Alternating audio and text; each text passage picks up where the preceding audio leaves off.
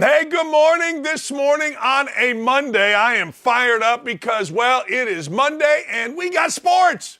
We got lots of sports, and I thank you all for being here, whether you're joining us on Twitter, the YouTube chat, on OutKick.com. We are all over the place, the fastest growing show in the internet, but as we say, don't really check on that, okay? Just that's what we're saying, so it does not matter. I don't know if you saw this yesterday, but yesterday was an unbelievable day in sports. Yesterday was incredible. We got Mike Martz to talk about the draft, Will Levis et al. Aaron Perini going to talk a little bit DeSantis, and of course, the Bills Mafia. And Sean Merriman is going to tell us what these rookies going through. Sean Merriman, Hall of Famer, will be a Hall of Famer, that kind of thing. All right, let's get into it first, though. Steph Curry, unbelievable. I don't know if you saw this, but nobody's ever in a Game 7 had a 50-point game, ladies and gentlemen, until yesterday. And that was that man right there. Steph Curry, I believe, is the best basketball player on the planet. I believe Steph Curry is better than LeBron James, better than the Greek Freak. Is he more talented? Oh, hell no. He's just the best basketball player in the land. All he does is win championships. All he does is lead his team, and all he does is play with a maturity that very few have. I'll give James his due. James is the best player of the generation, but right now, over the last couple years, hey, let's make no mistake about it, Steph Curry is the best basketball player in the world. And in fact, if you're going to say Jerry West is a top 5 or Oscar Robertson is a top 5 guy all time, Steph Curry's bypassed. He just has 8 rebounds, 6 assists. I mean, the dude did everything in a Game 7 in a hostile environment. And you know what? Curry was actually asked, who can stop Steph Curry? Let's hear from the great one right now. So who can stop Steph Curry? Hopefully we'll never find out. Man, look, he does something that I wish players would do, but players don't want to do. And most times now players can't do, and that's move without the basketball. Every move he makes is smart, whether it is back cutting, whether it is popping out, whether it is dribbling in circles on the baseline, whether it is sliding over when a postman has the ball, whether it is a straight cut from the rim. The only caveat that I would say to Steph Curry is he does not play in an era where they crush your soul going to the basket. That's the only thing that I would say. Isaiah almost died going to the rim when Karl Malone got him with an elbow right in the face. Big difference going back when Isaiah or Magic or Bird were going up against Lane Beer and others. Rambus, everybody had one. John Sally, Dennis Rodman, everybody had one. That's really the only difference. But for my money, that dude right now is the best basketball player in the world, and he has been for a few years. I mean, he is going to have to do it and do it well against LeBron James, because I understand that we're all thinking that LeBron James is old, right? All right. You think LeBron James is old. I don't know, man. I think LeBron James is good. And here's the deal with this next series. This is something, even if you don't like the NBA, even if you're going to tell me, the NBA sucks, I don't like it, I won't watch it, blah, blah, blah, blah, blah. This next series, the Warriors and the Lakers, I got to tell you, is must-see TV. I got to tell you, it is. It is must-see television. Now, I don't know what's going to happen. I don't know if Anthony Davis is going to play. And did you see what's going to happen tonight? This always happens. This is starting to make me and give me gas. Joel Embiid's not playing tonight because he's hurt. I'm hurt. I'm here. Hey, my backside hurts. Guess where I am? I'm right here in front of you. I'm right here getting it done. I'm right here battling, scratching, clawing. You know how we do around here. Joel Embiid's hurt. Joel Embiid's always hurt. Joel Embiid, my backside, the real MVP of the league, Nikola Jokic, ended up starting a series against the Suns, who a lot of people want to see Durant against Curry, but I digress. Long way to go before we get that. Jokic and the Nuggets whooped up on the Suns, got it done, started the series up 1-0. And I don't know if you saw this, but I've always said Madison Square Garden is very overrated when it comes to, bear with me, when it comes to the making stars in New York. Well, you got to play in New York. Really? Peyton Manning, biggest star in the NFL, he played in Indianapolis. Who really is a star coming out of New York? Who really is a star playing with the New York basketball Knicks? You tell me. I don't know. I guess Jalen Brunson is, but every once in a while, the Garden, Madison Square Garden jumps. Every once in a while, the joint is jumping, it's popping, it's rolling, it's rocking, it's going. And yesterday was one of those days. Again, this is why I love the NBA playoffs. Obviously, the talent level is off the chain, But the truth of the matter is, it's the home crowds that get my juices flowing.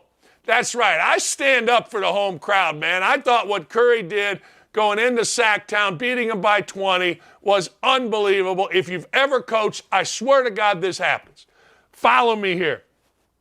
You look at a home crowd, and you look at the team when they're at home, and their guys are bigger. They look bigger at home, and then you play them at your place, and they don't look so big.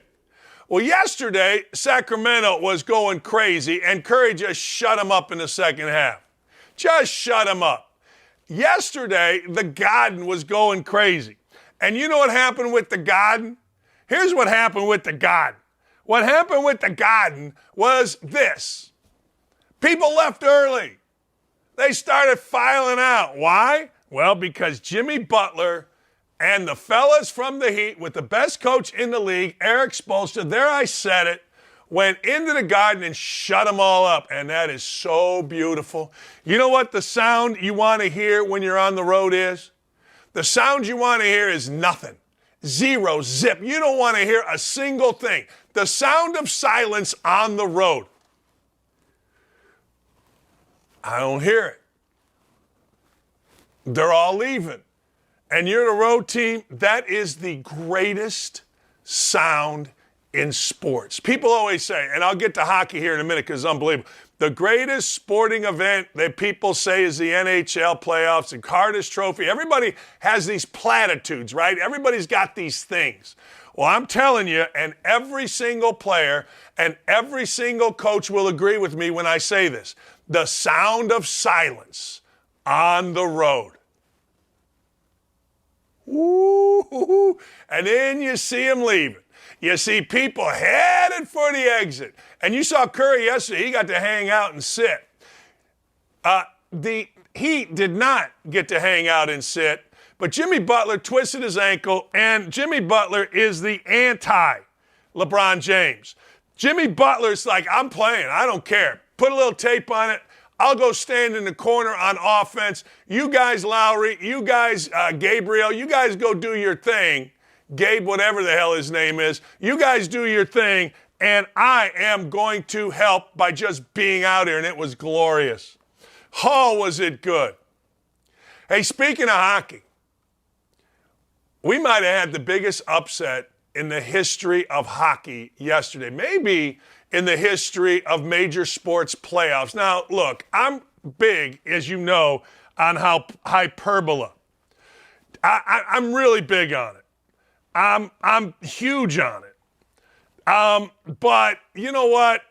I got to tell you, when you are an 8 seed and you beat the 1 seed, like the Heat did, no question, to the Bucks, it's big.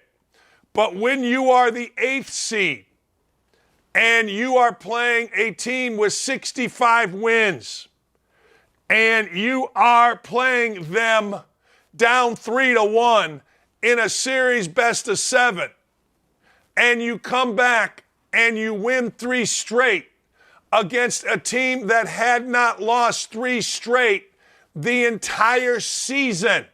Now, I'm going to say this again. The Bruins had not lost 3 straight the entire year. Not one time in 82 games had the Bruins lost 3 straight. Now, think about that for just a second. Is that the greatest upset in the history of professional sports? I'm talking about the NBA, the NHL, Major League Baseball. Think about it before you tell me no. Serious business. Is it the biggest? I don't know, man. It's pretty close. I mean, when you break it down like that, down 3-1 against the best team by record in the history of the NHL. Man, that's big time. Man, that's big time.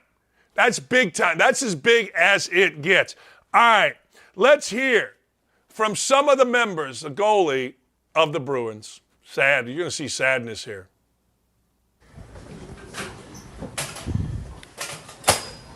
Jeremy, when did you find out you were getting the start tonight? Yesterday.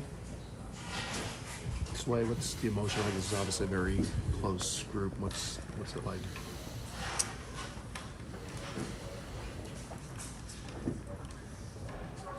Next question. Next question. Jeremy, did you feel like in overtime you'd come up with those two big saves, the breakaway on Kachuk and the deflection on Verhage, that those were the things that could pick the team up? I just wanted to do my job, and I was one save short, so it sucks. I think I owe the guys, one more save, so take the positives and move forward, but this one stings. Do you have any eyes on that last one? I saw it go a little high, and then I just wanted to seal a little ice. But he saw a corner and kind of drag and shot it around some bodies, but something that I want back for sure.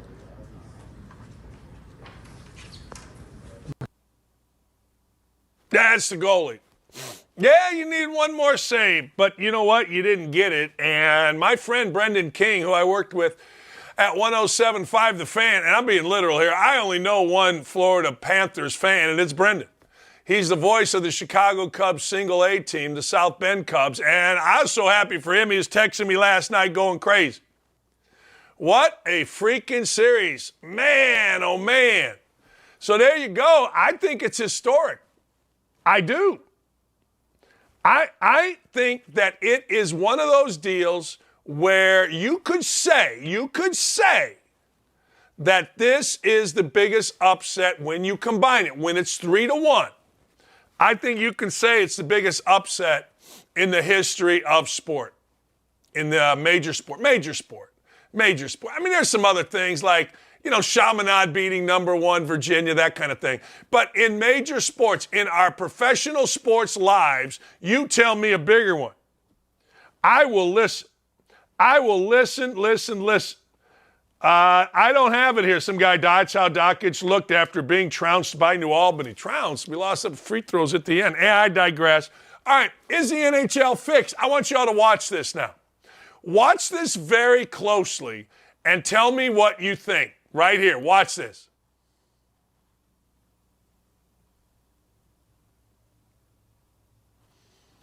Uh-oh. Did we miss the scoreboard picture? Did I screw that up? Look at this. It's 2-1. It's 2-1 right now. And they put up a minute and a half on TV. They put up that the Panthers scored a goal to go up. Look it up. Many people, many people are saying the NHL is fixed because this popped up on television with about a minute and a half, minute 40, whatever it was to go, 2 minutes to go in the third period with the Bruins up by a goal. True story. A lot of people are saying, wait a second here. Is this fixed? Now, I don't think any sports are fixed. My wife thinks every sport is fixed. But things that make you go, that makes you go, does it not? That makes you go.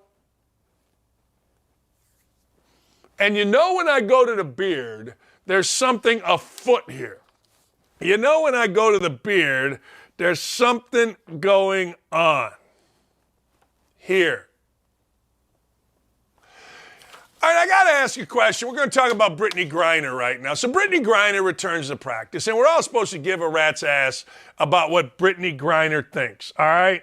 That's what we're supposed to do. We're all supposed to care because Brittney Griner got traded for the Merchant of Death, the Master of Mayhem, whatever the heck his name was, And now Brittney Griner is saying stupid things. She's saying banning trans athletes from women's sports is a crime. Let's hear from the stupid one. I think it's a crime, honestly, to separate someone for any reason. So I definitely will be speaking up against that legislation and those laws that are trying to be passed, for sure. Brittney Griner is an idiot. I mean, I'm sorry. I know we're all supposed to go, yay, Rob, Brittney Griner. But Brittney Griner saying it is a crime to separate women is just stupid. And I'm not surprised because she's stupid. She is. She continues to be stupid. You bring weed into Russia, you're stupid. I'm sorry. Well, you're racist. Well, fine. Call me whatever you like, but she's stupid. Like, if my son tried to bring weed into Russia, I would say you're stupid. What are you doing? Why are you doing it? How dumb are you? You're going to get what you deserve. You know what I mean? Now, an African-American host on SportsCenter this morning, when talking about Brittney Griner, said that she was unlawfully detained. Now, those of you that watch this show and have watched it for a long time, I started beating the drum for Brittney Griner to get home way before anybody else. True story. But at no time did I think she's unlawfully detained. She's an idiot. And idiots do stupid things. She walked into Russia, tried to get her vape because she's an entitled American athlete that somehow, being a WNBA player, in her mind, she thinks matters to anybody outside of, I guess, Baylor. You know what I mean? Apparently, he kept a house. Jericho. She kept a house. She knew Russia doesn't play when it comes to drugs, but took the risk. Paul Whelan's been wrongfully in prison here for 4 years. He should have come home first. Well, of course he should have. But in our White House, in our sports channels, race matters more than anything else, and that's what we just have to do. So Brittney Griner decides now it should be illegal to say that men should not play with women. What are you in jail for? I lopped off my neighbor's head. What are you in jail for? You know what? I robbed the bank. What are you in jail for? Well, I said that women should have their own sports and men dressed as women shouldn't play those sports. Yeah, that's what you're in for? Yeah, it's illegal. Oh, yeah. The Great Adam's Apple one says that it should be illegal, and the Great Adam's Apple one continues to be a complete idiot. And I don't know why I have spent this much time. Here's the level Brittney Griner is at. Brittney Griner saying that it is illegal is the same level as Dillon Mulvaney. You remember Dillon Mulvaney, the dude that dresses up as a girl and mocks women but gets paid a lot of money from major corporations for it? You remember him. Well, he says it should be illegal. Here again, I don't know if all of the LGBTQRSYUV community got together and said, all right, here's the memo. Anything that goes against us is now illegal.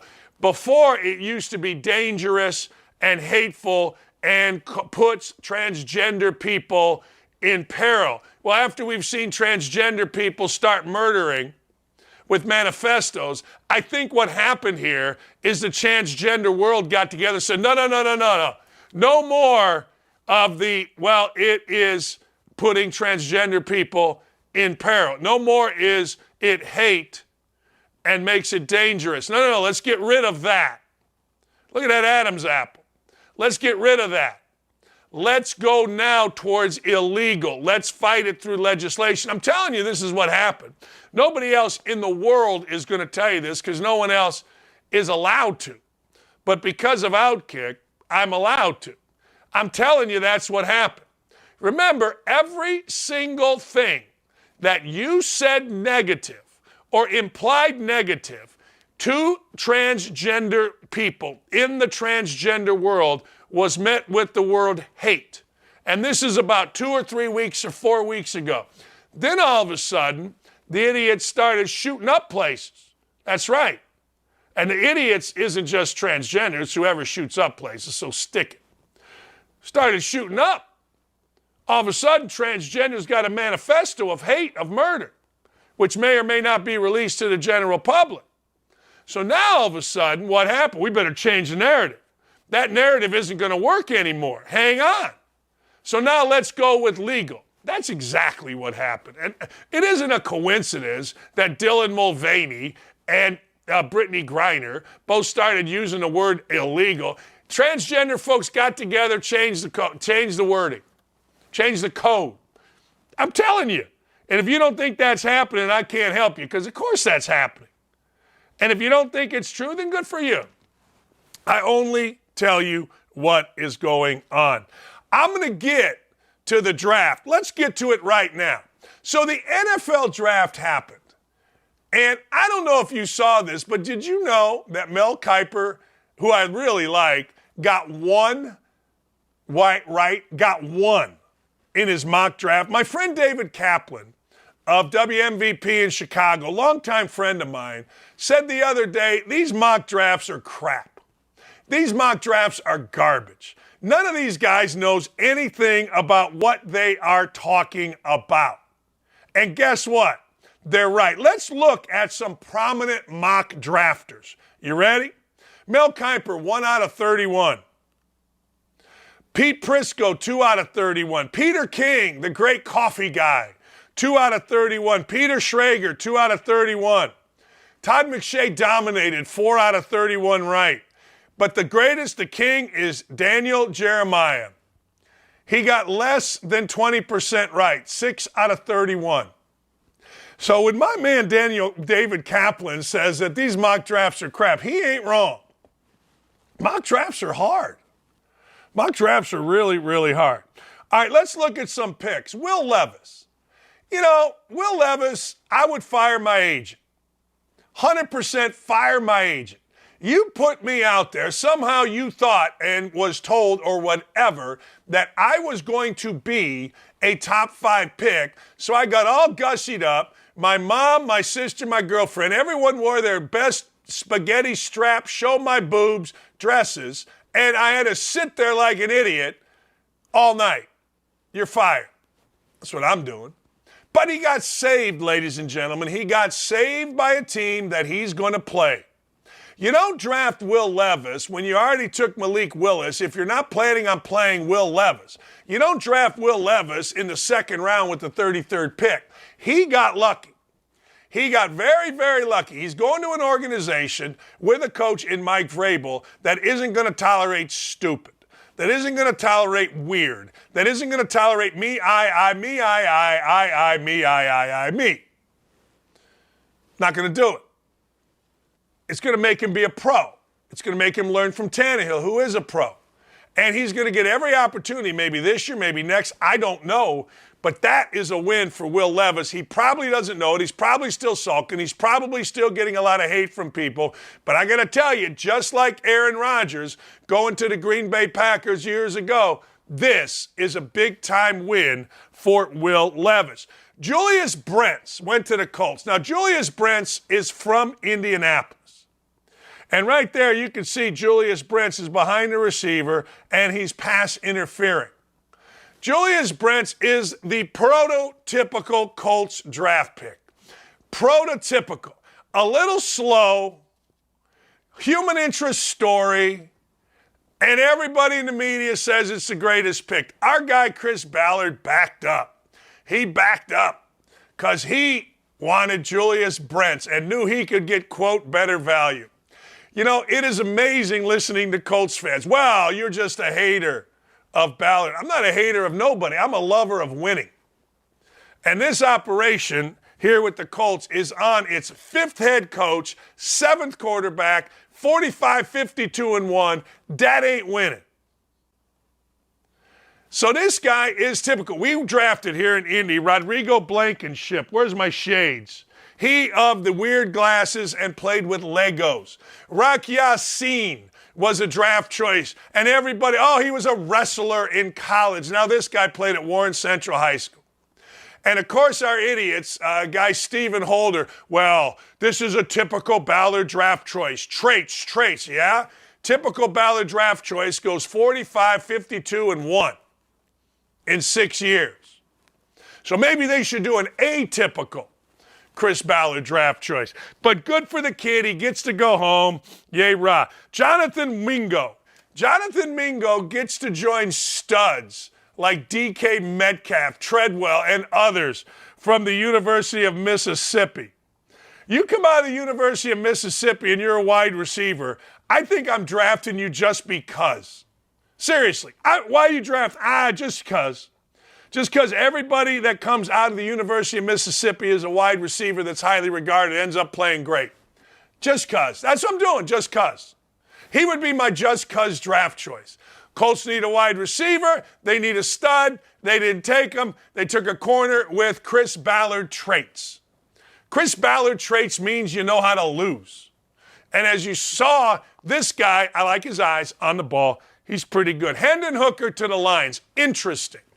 Now, Jared Goff played well, but Jared Goff has another year on his contract, and if Jared Goff leaves, guess what happens? Doesn't cost him any cap space.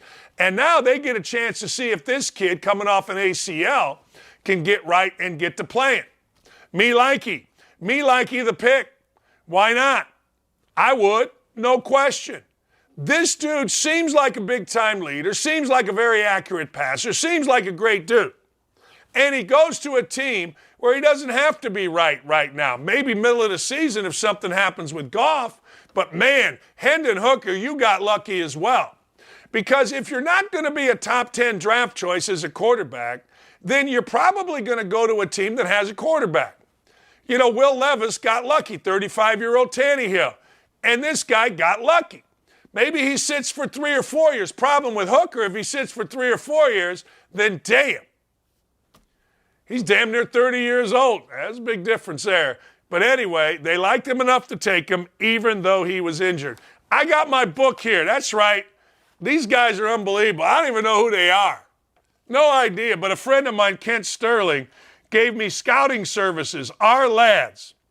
Yeah, I don't know. They're out of Arizona. So I didn't know who Josh Downs is, right? But I looked up Josh Downs.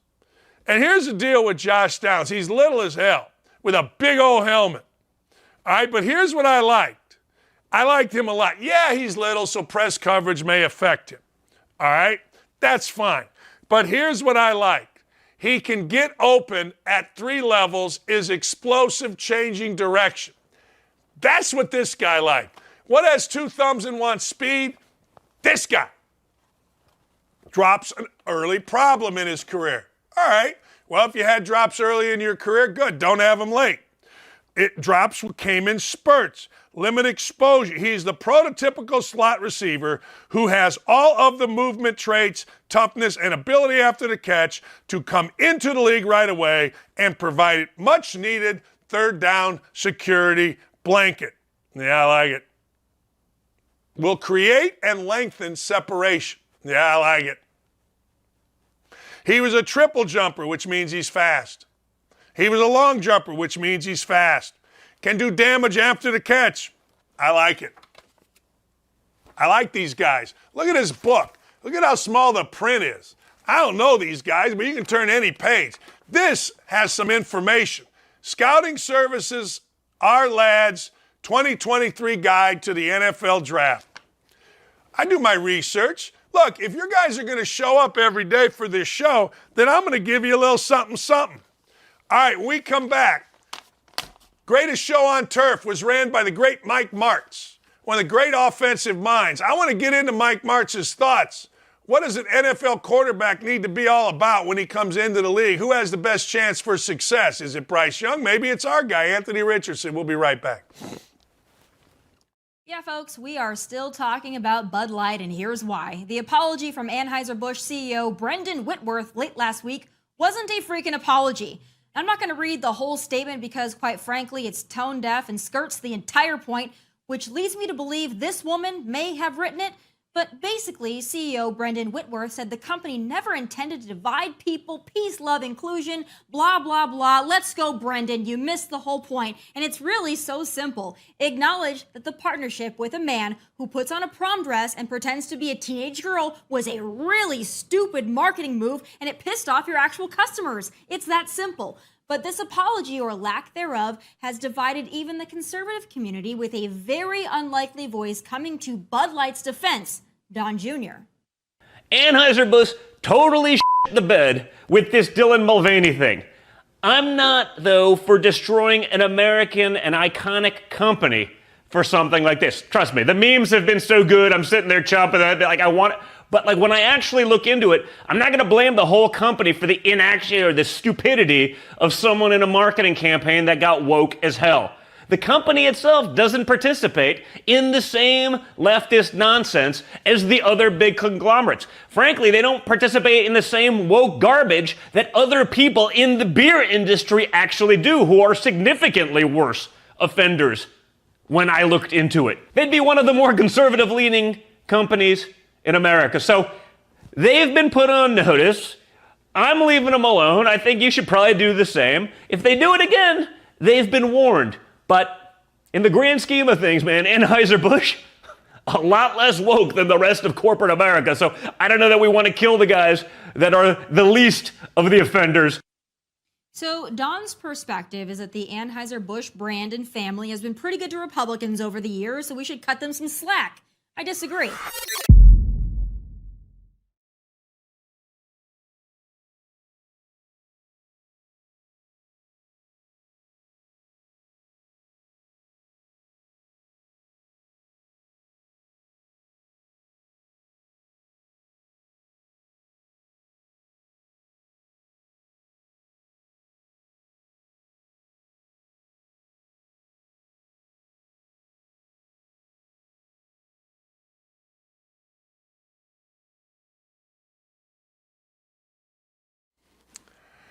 You know, I've always been fascinated with people that change the game, whether it was in the NBA, you saw it last night, long-running show, Steph Curry and them playing the way they play. But in the NFL, going back to 1999 or maybe even earlier, Mike Martz did that with the Rams and the greatest show in turf. Coach Martz joins us now, and you and I were talking off air.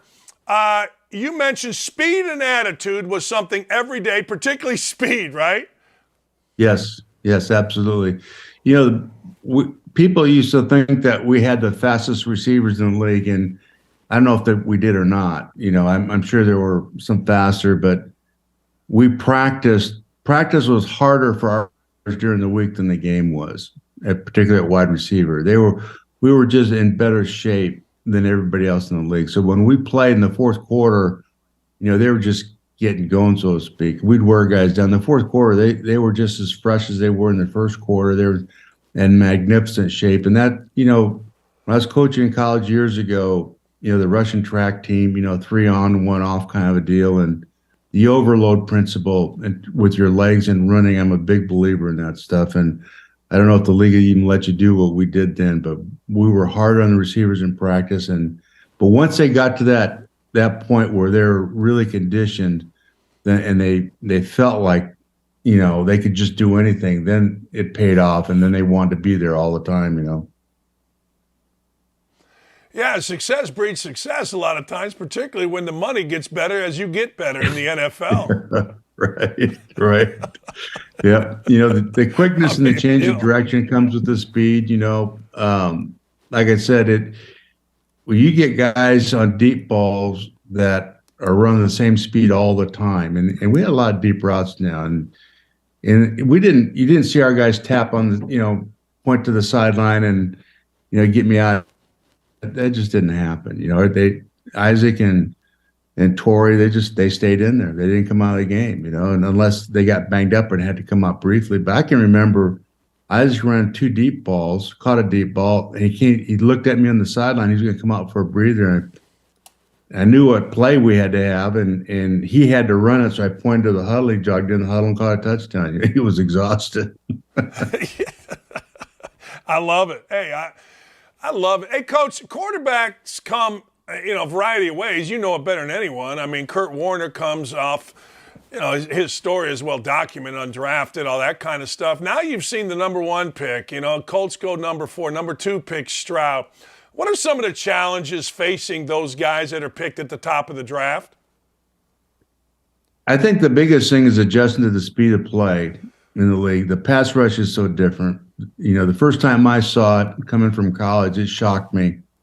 The pressure and how fast that defensive pressure is. And then the biggest thing, though, above everything else, is being on the same page with the wide receivers. If those receivers are accountable and they can get that ball out ahead of time instead of trying to see him come open, that's such a big deal. That marriage between those two positions is where it all starts, and it's just got to be on point. If it's not, you're going to hit and miss, and there's a lot of hit and miss in the league because of that. Coach, we've seen the difference. All right, going back, a guy got drafted as a quarterback, watched for a few years, and then he had to play. Now, guys, like Bryce Young and maybe even Anthony Richardson here, I'm in Indianapolis, are maybe expected to come in. Stroud. What do you see? What are quarterbacks more ready, or are they just thrown in and got to sink or swim? Well, it's a good question, but it's kind of simple, though. I think compared to 20 years ago, I think the thing that prepares you best for playing quarterback in the NFL is how many times you throw the ball, right? So, you get into college football and you watch how many times they throw the football in games, and that prepares them. Regardless of the system, they're thrown in competition and being rushed. So that's such a big deal. It helps these guys in the transition. What doesn't help them is if their system's diametrically opposed to the one that you have, then they kind of have to unlearn and learn something that's so different. And I think that's, in some cases, that there's some truth to that. There's such a stretch between what they're asking to do to what they're going to have to do in the NFL. And I think that can be troublesome. And sometimes, sitting behind a starter for a while, that's really a good player. You learn the game on an intimate level. And young players that don't have that advantage, that are asked to start as a rookie, figure it out on their own, even though they're well coached. There's some things that you just can't coach that they just got to be able to know and do. Would you be concerned about Bryce Young's size?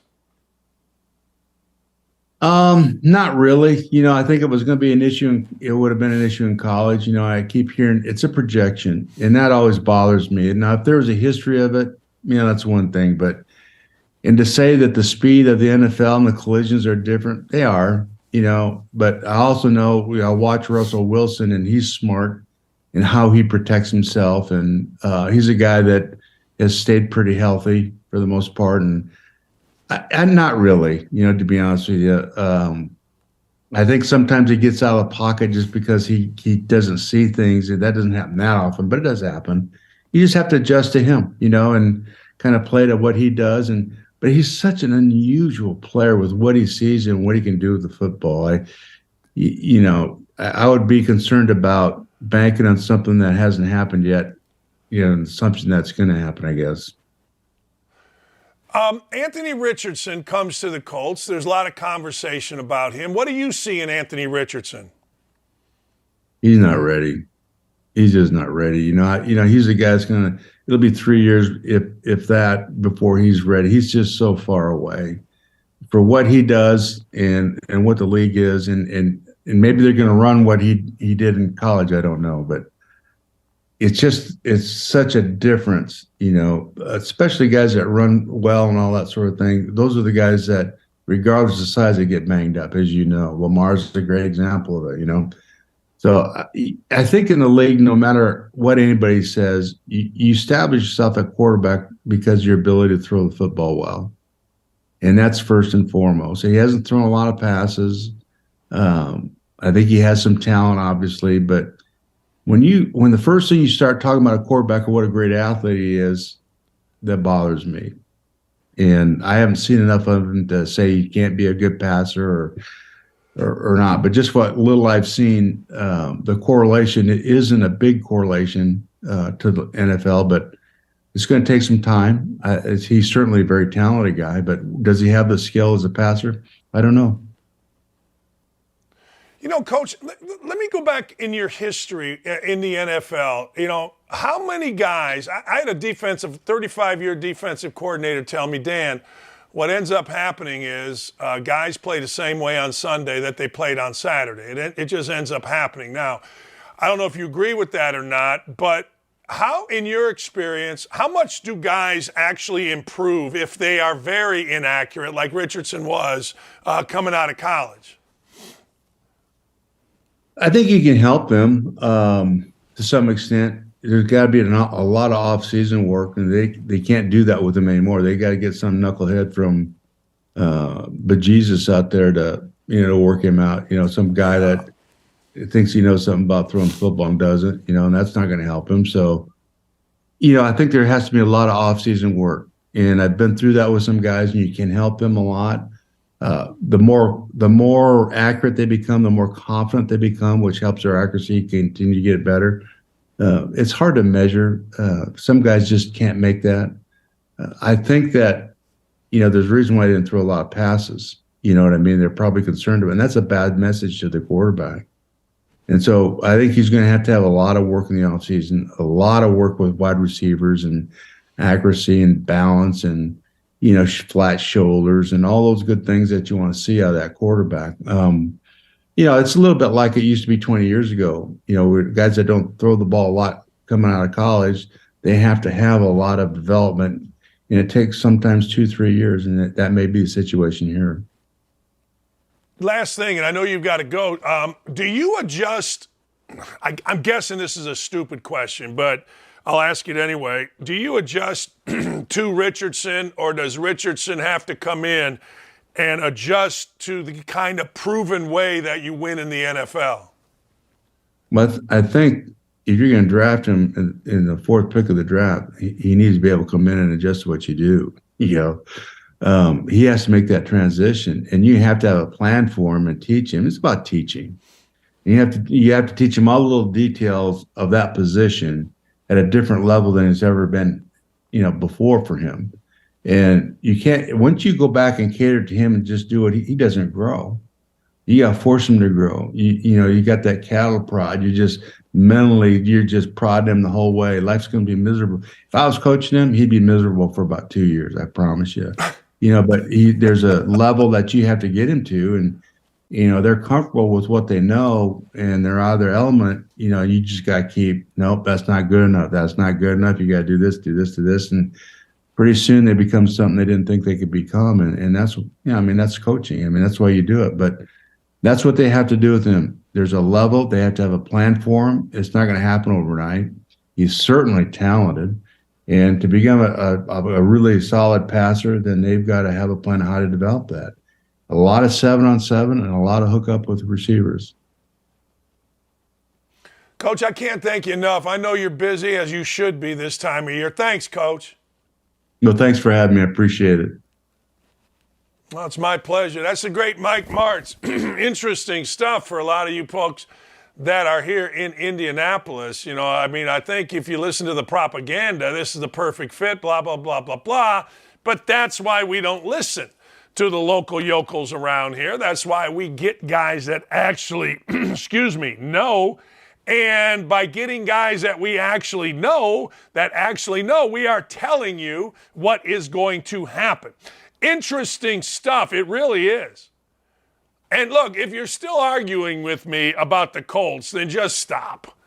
Just stop. I'm the only one that's told you about them being a house of frickin' sand. I'm the only one that told you that Chris Ballard is more concerned with PR than he is wins. I'm the only one that's told you this. So just, if you want to argue with me or you want to get on the YouTube chat or Twitter and argue, you go right ahead.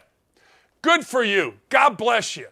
But I'm the only one that's told you all this stuff while paid side. You don't have to pay for this. You just show and go. All right, let's go to a couple of things here. Dillon Brooks. Remember Dillon Brooks, Draymond Light or Diet Draymond? Excuse me. Dillon Brooks skipped out. And this is what guys that are full of crap do. Dillon Brooks challenged LeBron James. Let me set it up for you. I didn't do a good job of setting it up. Let me set it up. So Dillon Brooks challenges LeBron James. Dillon Brooks is with the Grizzlies. Dillon Brooks is a guy that's like, hey, unless you drop 40 on me, I ain't got no respect for you. Shut up. Just shut up. He looks like a cartoon character. He looks like a goof. The whole team looks like goofs. And here's the deal. Here's the deal. Dillon Brooks gets his brains beat out, and in all 3 losses to LeBron and the Lakers, guess what this chicken blank fraud did? This chicken blank fraud decided, well, you know, I'm going to skip out on looking the media in the face and standing up. Boom. Now, of course, he did what every idiot does. 2 days later, I don't regret my comments. I'm a competitor. Shut up. You're a big mouth trying to make a brand for yourself. We wouldn't even know who Dillon Brooks was if he didn't get in a hassle where Krzyzewski, after a game against Oregon, Krzyzewski acted like a complete idiot to him. And Brooks was good enough to call him out and then kind of be nice. And we would not know who Dillon Brooks is except for this thing with LeBron. So I guess Dillon Brooks wins. I mean, if you're going to say who wins, the guy we're talking about gets the W. That's how people now look at it, man. We're going viral. Okay, well, you know what Steph Curry's doing? He's going to the next round. You know what LeBron James is doing? He's going to the next round. Viral my backside. Viral. So Dillon Brooks did what we all knew guys like Brooks would do, and that is leave, walk out, whatever you want to call it, when times they got it tough, and no one's surprised even a little bit. Turn, run, go away, act scared, whatever, goodbye. It's just the way the world is. Talk, talk, talk, talk, talk, talk, talk. People think you're great. And then when you get called on it, you whine, you cry, you moan. It's exactly what happens in our media, at least in Indy. My man Doyle rips everybody, then I rip him, and oh my God, I'm so sad. All I know is, Dillon Brooks, I got 2 words for you, my backside. That's right, I said it, I meant it, boom. It's really dangerous, and Haley on Friday really said it. It's really dangerous just to throw out idiotic words to people, accusations like you're transphobic, you're a hater, you're racist. Well, back a few years ago when everybody was racist, when, you know, you had white people literally bending their knee, calling Africa their queen, all this kind of silliness, we had a lot going on. A UVA student was punished after being falsely accused of being racist by a crazy woman who got honored for lying about this student being racist. We've all seen this. We've all seen all of this crap happen. Look, I am as much against racism as anybody, and I include it both ways. You know, that whole, well, that white boy can play, that sucks. Stop it. If we're going to bitch, whine, and moan about everything being racist, then ladies and gentlemen, I don't want to hear about that white boy can play. All right. But a lady named Zaina Bryant was a prominent activist in the BLM, right? She accused another student of being racist. The woman in this truck approached protesters in Charlottesville and told us that we would make good speed bumps, except the woman, Morgan Elise Bentner, never spoke to BLM protesters, denied making the comments, had 30 witnesses that said she did not make the comments, and yet she got punished. She got punished all the way to expulsion. The accuser, this Zai Bryant, never, ever, ever produced any proof, of course. 30 witnesses, none corroborated her story. Many, in fact, had contrary versions of the events. The truck driver confirmed Bettinger's story, denying Bryant's story. Yet, Bettinger's life was ruined. And you know the lady weighs 727 pounds that made the accusation, always do. This lady Bryant got a profile in the Washington Post named one of Ebony's Power 100s. There you go. Yeah, okay. It is disturbing how we function in the United States, where somebody can just say you're racist. I had it happen to me with misogynists because I wouldn't go swimming with some idiot in a pool that wasn't my wife. So Benninger, whose father was a police officer and had pro-police messages on social media, had little chance of receiving fair treatment from Virginia because universities all across the country bended a knee and acquiesced to anybody that put a hashtag BLM or acted like they were part down for the cause. It's unbelievable. It is unbelievable. It is happening far too often, and it needs to be talked about. It needs to stop, and shame on you, University of Virginia. Shame on you for being so freaking short-sighted, and you can't think for yourself, and you just accept it because of skin color. I say it all the time. I don't judge people, really. I just go about my business. But if I do, it's based on the content of their character, not the color of their skin. And this idiot, Zay Bryant, getting rewarded for being a liar is disgusting. Shame on you, Washington Post. Shame on you, Forbes or Ebony or whatever the hell, man. What was it? Ebony's Power 100. Yeah, just lie, and you too can make yourself into something you are absolutely not. It's ridiculous. It's asinine. And I would say it the same way if we went the other way. Mike Tyson. Love Mike Tyson. Went to a Mike Tyson fight. Mike Tyson has made a comeback. Now, Kobe Bryant and Mike Tyson have made the biggest comebacks from people that paid off rape victims in the history of the United States. Somehow, some way, Kobe Bryant is considered a girl dad, and Mike Tyson is this curmudgeon. Right? This older curmudgeon that we gravitate to and we see in movies. Now, I'm guessing Desiree Washington, the girl that accused him and eventually Tyson went to jail for raping, would have a different thought on Mike Tyson. But hey, I digress. Mike Tyson, ladies and gentlemen, is a curmudgeon. Mike Tyson, ladies and gentlemen, says that he would have been a better boxer if only he had taken mushrooms. Magic mushrooms would have made him better. You know, sometimes it's better just to shut up. Shut up and take your victory. As a guy that went to jail for rape in a country that is now, or was, really trying hard through the Me Too movement to defend behavior like Tyson's, but somehow Tyson and Kobe Bryant have slipped through and become icons, even girl dads, even though one, Bryant, paid off a person of rape. And I know the story from his agent, and it is not flattering to frickin' Kobe Bryant. And of course, Mike Tyson went to jail over here, I think it was Pendleton, for rape. But hey, he'd have been a better boxer had he taken psychedelics. All right. Yay, rah, go fight, win, Mike Tyson.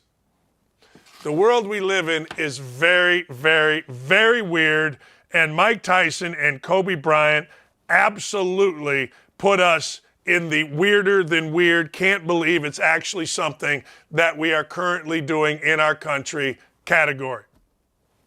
Period. All right, Aaron Perini is going to join us. And when she joins us, you know, she is involved with the DeSantis campaign. She's a communication director of Never Back Down, but that's not why Aaron joins us. Aaron joins us because she is a psychotic Buffalo Bills fan. And I think, and we'll ask right now, that she is just getting over the Bills' loss. Sean Merriman was a great, not good, a great NFL linebacker. I want to get his thoughts on all the Georgia players. I want you to think about this from Georgia. Every single defensive player from their first national championship, remember they went back-to-back, has been drafted in the NFL. Every one. Every starter. Never happened before. Never, not one time ever happened. Think about that. Think about the difference. Just use our beloved Indiana Hoosiers here. Our beloved Indiana Hoosiers are supposedly at the same level. I mean, Power 5, big-time conference, big-time money. Guess what? Nobody drafted. 0. Now, we celebrated 3 or 4 guys, Cam Jones, who I really like, and kind of think he will make an NFL team. But the truth of the matter is, there is a massive difference.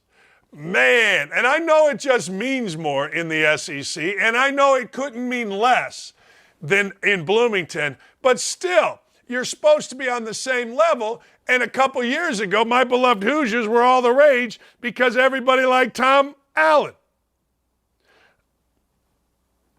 I'm just saying. That's all. I'm just saying. Look, for those of you questioning steroids in the NFL, I've said this. I have said this. I've never really had a problem with steroids in the NFL. Don't know why. I have no idea. None. 0 zip. Nada. None. Not one. I'm not sure why, other than you could die in the NFL. I've always wondered why aren't steroids, or why don't we look at steroids more prevalently in the NBA? I've said that for years. Hey, Dan, I might sell more if I took magic mushrooms. Here's the deal, all right? Let me go back to the magic mushrooms. They're called magic for a reason, so I assume that they are great. I assume they do stuff magically that you wouldn't normally be able to do, but they scare me. Things like that scare me. Like, am I going to think that I can swim and jump in the lake back here and think I could swim to like the bar that's a mile away? I don't know. But I know this, I don't want to try it. Maybe I should have or ask one of our people on the YouTube chat. We got a bunch here right now. Rick Bungle, how about you take some shrooms, videotape it, and report back? Marby Dog, you seem like you're up for anything. Sean Black, you and your girlfriend, take some mushrooms, videotape it, and let's see. Maybe Mike Tyson's onto something. Maybe Aaron Rodgers is onto something. 2 pretty good athletes. While I just sit here on my fat you-know-what, sniffling. Maybe magic mushrooms are the thing. Let's go. Be right back. Aaron Perini's going to join. I can't wait. One thing you'll notice is every pitcher will do this or this or this, and that's to get moisture for this. Okay, this is rosin, and the rosin bag. If you can probably see this, it's coming out. There's a little dust, right? It's like a little fine powder. Of itself, it's not sticky. Like, I have rosin in my hand, it's not sticky. However, the second I do this, when I'm sweating, I make the rosin sticky. That's when I go back to the ball and rub the ball up to give me a little more adhesion between my hand and the ball. Now, here's the thing. If you think about this, if I put a fine powder on my hand and then I make that powder wet that makes it sticky, any dirt that I come in contact with is going to stick to my hand, all right? So what you're going to see over the course of a couple innings will be my hand will start to darken because it might look like a substance, but it's not. It's just sticky rosin that has dirt in it. Now, I was a guy, so here's the thing. I threw a split finger fastball, right? I did not want the ball to stick to my fingers ever. So I didn't want rosin in between my fingers. So I would wash the insides of my fingers between innings with alcohol if it got too sticky. However, there are other guys that throw sinkers, certain breaking balls, who will want the ball to be extra, extra sticky, and they'll just let their hand muddy up. Now, the umpires can certainly say, hey, listen, you got to wash it off. That's fine. But they have to acknowledge that just washing it off isn't going to change the fact that it's sticky, because you go back to the rosin, you have more moisture, it gets stickier. Your hand's going to look dark no matter what, right? And if you touch your hat all the time, you'll see that Major League Baseball players' hats a lot of times will get dark under the brim or dark at the cap. Also, guys like Gaylord Perry that used to cheat, they would use Vaseline on the inside of their caps. They would use Vaseline on the inside of their bottom lower lip because it stayed there. And you see guys that used to do this a lot. That was what they were doing, and then they'd lick their hands. Anyway, so your hand's going to be – so Max's hand was clearly in a non-agreeable state to the umpires. He went back. I'm sure he watched it. But he came back, and you could see the way he was arguing. He didn't do – in his mind, he didn't do it. He followed their orders. He did what they said to do. And this ambiguous rule needs to be fixed and changed.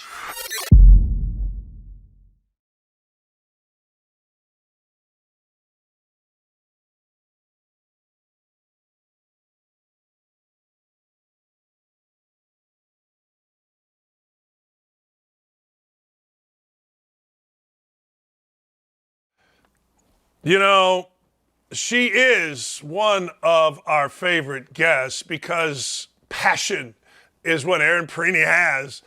Are you okay? 27-10, going back January 22nd. It was a pristine, beautiful day. Apparently, I don't know. Are you okay? We're checking on you first. I'm okay. That was some of the worst football I've ever seen. Dan, you know, we talked right before I left for that playoff game. I was so excited about the snow in Orchard Park. It was great to be back. And man, if that wasn't the worst football I have ever seen in person, we couldn't get anything going on offense or defense. I'm glad I got to go see some playoff football. I'm glad I got to see it in Orchard Park. I just wish we had actually played the game. Yeah, that was, I would argue that if you were going to go by hype, particularly from the start of the year to finish, that was probably the biggest disappointment of the entire season, what happened in that game. Not that they should have ran through everybody and gone to the Super Bowl, but it wasn't a great performance, let's put it that way, by the Bills. Let's go that route. Yeah, it wasn't a great performance. I think that ultimately Josh Allen's elbow injury was a lot worse than we were told in that game versus the Jets, and I think that really cost us. And I think that, I mean, listen, I was not a huge fan of making Ken Dorsey the offensive coordinator, right? It's really hard to have a rookie play caller in your Super Bowl window, and it remains true even after last season that rookie play callers at the offensive side of the ball do not win Super Bowls. And so I'm really hopeful for next year. This is a really good draft class overall for us, especially in the first two rounds. Some definite acknowledgement by Bean and McDermott that we needed help in the offensive scheme. But I was hugely disappointed in that game. That was the worst football I've ever seen. I have the book here. This is the book right here. This is it's Our Lad's Bible. A guy gave it to me. And see the words? The words are really small. Like, they're small words. So there's a lot of them. So I'm going to give you right now Dalton Kincaid, 3-year starter at Vegas. He's from Vegas, San Diego State. He's got to develop into a Kelsey. He's got to develop into one of those studs, does he not? I mean, I'm really excited that we picked Kincaid as our first pick, right? It's great to have another tight end. This is going to give us a 12-man personnel option that we haven't had in this offensive scheme. It's going to give Josh more options downfield. And he's going to start with Dawson Knox. Dawson is really going to be able to help him develop. I think when it comes to his catch ability, his ability to move with the ball after, I think that those are two really strong points for him. I'd love to see him get a little bit bigger. You know, there's a lot of physicality to being a tight end in the NFL. But, you know, he's a rookie and he's coming into the Bills organization. We obviously have an incredible strength staff, so I expect him to get bigger. I'm really excited to see him get into camp, and I'm really excited that we're going to be able to put two tight ends on the field now in a way that we haven't been able to before. There isn't, in my opinion, in my little world that I live in, because we drafted a guard before Josh Allen, I have a bias against offensive linemen. I don't care. Just put a big fat guy in there if he's a guard or a center. Give me some athletic ability at tackle. So I don't care about your guard that you picked. I don't care. But I do care about Justin Shorter. Well, I think that those two first-round draft, those first two picks there are going to be day one players that are going to help Josh on the offensive side of the ball. We had really bad guard play last season. We had a not great offensive line. So if we're going to be able to step up there and provide more for Josh Allen, I am all about that. And on Shorter, our wide receiver that we brought in, I think he could end up being like a good number 4 wide receiver, right? We're getting toward the end of the Gabe Davis contract here. He's got a year that he can really develop and learn the scheme, the offense, and grow. I don't see him being a huge asset in this first season, but I do think that like next season he could be a number 4 for the team. The Bible has him right here, Justin Shorter, a little bit below. I don't know if I got it up. Yeah, it's down here. So, you know, if the Bible is right, it says Justin Shorter, different offensive schemes and quarterbacks, didn't quite become, but he has the size and playmaker strengths to be a really good one, probably undervalued by the Bible, whoever these guys are. So, it is what it is. The Bible likes him as a playmaker. I am all about playmakers. I don't want to hear about scrappy. I want to hear about playmakers. That's it.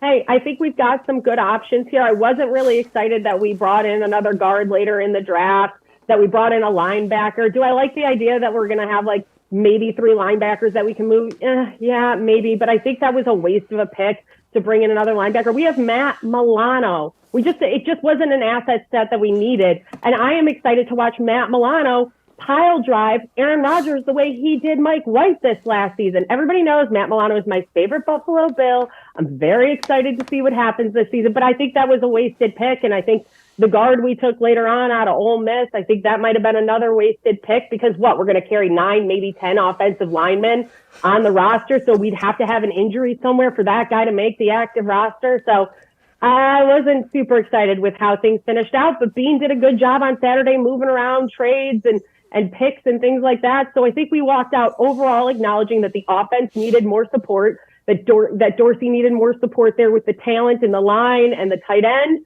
and a good wide receiver choice. But other than that, it was an okay draft for us.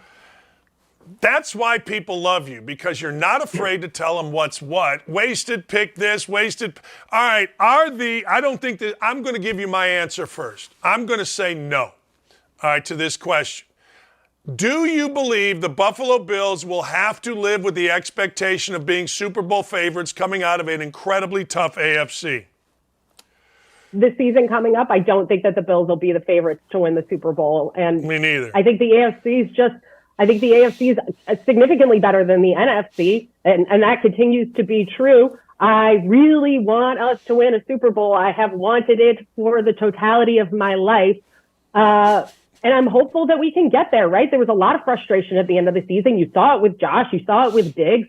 You saw it all around the organization. And now it's time. But I'm so excited. We have Jordan Poyer and Micah Hyde back at safety on the defense. What a dream team, right? The last time we saw them was Monday Night Football, and we didn't think we'd get to see it again. So, there's a lot to be hopeful for as a Bills fan. Is it snowing right now in Buffalo, although you are in Atlanta? I am in Atlanta. I think it's kind of cold in Orchard Park right now, so it could be snowing right now. But there's nothing more romantic than playoff football in the snow in Orchard Park. It's just, it doesn't get better than that. Yeah, we would take just one playoff game at home ever, apparently, with this regime here with the Colts. I'm bitter. I'm a bitter man. 6 years, 45, 52-1. We're on our 5th head coach, our 7th quarterback now with Anthony Richardson. So, you know what? We would take a little disappointment as long as it was a home playoff game. All right, your day job, your second most important job other than being a valued member of the Bills Mafia. You are part of a super PAC that is all about Ron DeSantis. Let me ask you a question here. In your mind, why doesn't Trump just focus on Trump? What's this affinity with every day something about Ron DeSantis? It's very clear that Donald Trump's afraid of Ron DeSantis, and Ron DeSantis isn't even an announced candidate for president, but Donald Trump should be worried about Ron DeSantis.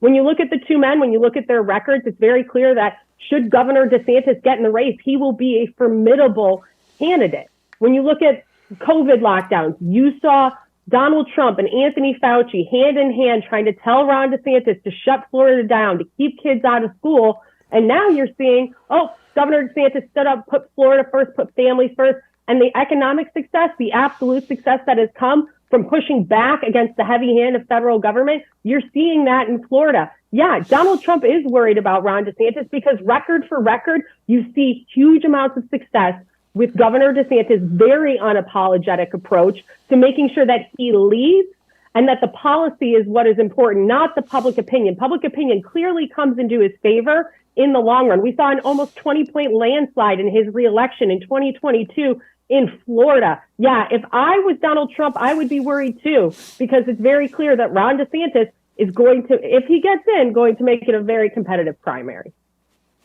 What's a super PAC for people that don't know? Yeah, so we're an outside entity that is able to raise money and put support behind a candidate or a cause. In this instance, Never Back Down is a super PAC that wants Ron DeSantis to get into the race for president. And so we are doing things like ads. We are doing things like mailers. We're doing baseball cards. We're doing ground infrastructure. So we have staff on the ground in the first 4 voting states talking to voters, getting the message out there about Governor DeSantis, because people know who Ron DeSantis is, but they don't know the man. And when they begin to hear about his story, his service to our country, his family, the fact that he is such a strong leader, and they learn more about the man, the more they like him. And that's really what we're going to be able to do here at the Super PAC, is be able to get that message out there and amplify the governor. The baseball cards thing is brilliant ahead of the primary. Did I see that one of them, this can't be right. My wife told me this the other day. Like, a DeSantis baseball card was going for, like, am I going to be wrong, like 50 or 60 grand? Is that accurate? I hadn't heard that, but I know that he was a college baseball player. He also played in the Little League World Series. He's a huge baseball fan. And so we're putting some baseball cards out there in the mail to some of these first 4 voting states, Iowa, New Hampshire, South Carolina, Nevada. So people, again, get to learn more about Governor DeSantis, right? He played at Yale. He was a captain. He led the team in hits. I mean, he was a very good college athlete, and people don't really know that about him. It really humanizes him in a way for voters so that they get to know the man more. Yeah, my wife and I are ish people. Like it used to be for us, if 2 guys at a bar said it, we believed it. You know what I mean, Aaron? And now if 2 people on Twitter say it, we believe it. You know what I'm saying? So apparently 2 people on Twitter must have said that DeSantis' card was going for, like, one of them, I don't know, from way back. But I do agree. Like, all right, George Bush was a Yale baseball player, I guess. At least he said he was. I know Joe Biden says that he was raised in the black church, played baseball, would have been an NFL player. The dude is out of his freaking mind. But at least there's documentation here that this man actually captained Yale's baseball team. So good for DeSantis. He just doesn't have to make it up like our guy Biden.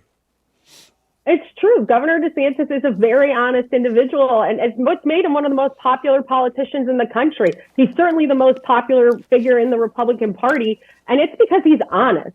He's honest about what his goals are. He's honest about his leadership style. He's honest about the fact that the media and big corporations and outside entities aren't going to dictate how Florida succeeds. That's the kind of leadership that we need in this country, not one that's full of lies or bluster or noise. We need ones that put success and leadership first, not person. And that's what you get with Ron DeSantis. And that's really why Never Back Down has become this grassroots movement to get him in the race and hopefully run for president in 2024. What's the holdup from him announcing? I can't really speak to that personally. I know that he has publicly indicated that he would wait until the end of the Florida legislature session to be able to make a decision, and if so, make an announcement. But Never Back Down, this is really a grassroots movement that's out there on the ground, talking to voters, getting the story out there. So should he decide to get in, we'll be able to hit the ground running for him. Hey, Never Back Down, why... let me go this route with you. This may be a really stupid question, but I'm a really stupid guy, so that's what I do. Is it a partisan? Is it a Republican? Or is it kind of independent, looks at a candidate and says, this is who we want to support? Never Back Down was founded by Ken Cuccinelli in order to be the outside grassroots super PAC movement to get Ron DeSantis in the race. This has always been focused on Governor DeSantis. Yeah, it was established and developed in the hopes that should he decide to run for president in 2024, that there would be an entity to be able to back him in doing that. And we're seeing really a lot of success so far in being able to recruit people to come into the movement. You know, Ken's been crisscrossing the country, talking to different voters, and they're signing up and they're excited about the fact that if Ron DeSantis runs and wins, that's 8 years of leadership we can get with good Republican, conservative, unapologetic, take it straight to them policies that won't back down in those fights. And that's what Americans want. And it's our job to help get that message out. I don't know if this is your realm, but anybody from where I am from, which is Northwest Indiana, Gary, Indiana, the murder capital of the United States, which we're battling every year with Shreveport for that title. But voter fraud is a real thing, and I'm not really going to get into all of it. But what people say is Republicans, and obviously DeSantis, have to change the way they go about it in terms of rules, things on Election Day. Is that part of your deal? The Super PAC hasn't weighed in on that, but if you look at Governor DeSantis' record of success in Florida, he was very aggressive in using the ability for the laws for mail-in ballots and encouraging early voting. If people are able to engage in the process in a way that works for them, Republicans should play by the rules that exist and not complain about the rules that exist. So Governor DeSantis used that and was able to win by almost 20 points in Florida. He won Miami-Dade County, which is a very Democrat stronghold. And it's because he had a message that brought in independent and swing voters, lower turnout voters, because they saw leadership, and he made sure that they got out there and they actually voted. That's the really big part of this. We never, as Republicans, should ever want anybody not to vote legally. We should always encourage that. Legally? Yes. Yes, you got to follow the rules. You got to be an eligible voter. You got to make sure that there are safeguards in place. I know Republicans have worked really hard across the country to be able to do that. Governor DeSantis was able to tap into that mail-in ballot early voting structure in Florida to his advantage, and he was able to win in such a massive fashion by doing so. Aaron, I got to get back to football with you because I would be remiss. You mentioned it earlier, and I've got to get back to this. I let it go, but I can't. Obviously, we do know Matt Milano is your guy, your favorite. You did mention him crushing Aaron Rodgers. When you said that, it seemed a little personal. I saw a little spark out of you. Does the fact that Aaron Rodgers came over to the hated New York Jets add a little bit? What do you think about that? Well, we beat Aaron Rodgers when he was a Green Bay Packer, so we will certainly beat him when he is a New Jersey Jet. That's not going to change anything for the New York Buffalo Bills. So, yeah, I am excited to watch Matt Milano absolutely destroy a future Hall of Famer because Matt Milano is the best. And I'm so excited about our defense this season. Obviously, I'm a little worried with Sean McDermott being the play caller since we don't have a defensive coordinator anymore with Leslie Frazier gone, which, again, I don't necessarily hate that we're going to have that change, but it's going to be pulling the coach a little bit. But it's great that we have such talent on defense with Matt Milano and Jordan Poyer and Micah Hyde, and I am just so freaking excited. And DeMar Hamlin gets to play again. Yeah. I mean, he's not going to be the starter because we have Micah and Jordan, but he'll be able to play again, and that's hugely exciting as well. Yeah, I'm not going to let that slide. The New Jersey Jets and the New York Buffalo Bills. I caught that, by the way. That didn't just, one thing I can do, my wife actually says, you're the best listener ever, and sometimes it's annoying, right? But I caught that, lady. I caught that action right there. Facts are facts. There's only one team that plays in the great state of New York, and that is the New York Buffalo Bills. Both the New Jersey Jets and the New Jersey Giants play in the state of New Jersey. You can't just make up where you're from. You got to say where you're from. And in New York, that is the only team that plays there is in Orchard Park, the Buffalo Bills. That is true. I mean, you can argue it all you'd like, but what the lady is saying is fact. Don't at me about it, people, because that is a stone fact. The Meadowlands is in New Jersey. There's not. Hey, it is. It is. They're New Jersey teams. Oh, that's pretty good. I'm not sure I've ever heard that, but I'm using it, and I will not be footnoting you. I will use it as my own. Aaron, congratulations, and I'm all in on DeSantis. So you got me, but we'll see. Thank you so much. Awesome having you. It's always great to be on with you. Thank you so much, Dan. Yeah, she's great, man. She's absolutely fantastic. And if she's behind it, then I'm behind it. That's just as simple as I can make it. If Aaron is behind it, even though I can't get behind the New York Buffalo Bills, I can't get beyond that. But, hey, New York sucks, Rick says. But, hey, can somebody in our little pack here go on, I don't know, go on mushrooms and see, kind of, sort of maybe how it goes for us. I don't know. All right, couple of things. This was interesting. I don't know if you saw this or not, but, the Detroit Lions had a really good running back. I watched him last year. His name was DeAndre Swift. And I'm sitting there watching DeAndre Swift play against the Colts in training camp. Remember, Dan Campbell and the Lions came over and they played. And I'm like, man, this kid's pretty good. This kid is really good. Then he was really good, and then he got hurt. Well, the Lions, and this is where you don't know. You just don't know who fits on a team. The Lions got ripped for drafting a running back out of Alabama 12th. They got crushed for it. And you can crush them for it all you want based on, Bijan Robinson was the only one that was good enough.